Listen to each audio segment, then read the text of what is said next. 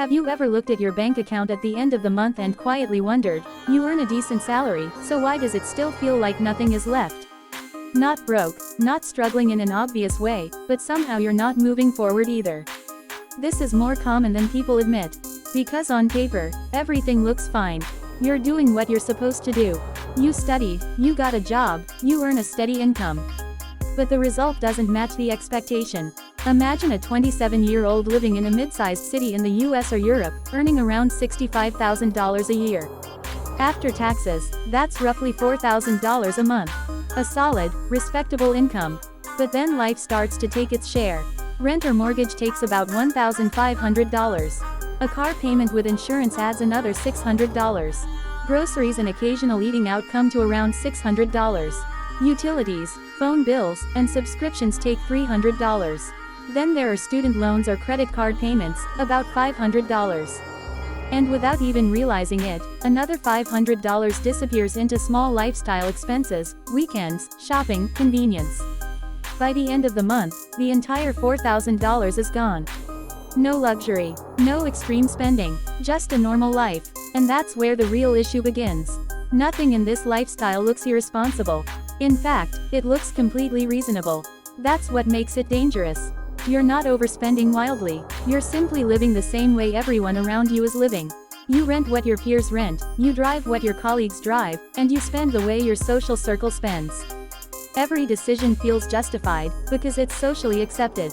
But financially, you're slowly locking yourself into a cycle where comfort today replaces ownership tomorrow. Take just one example, the car.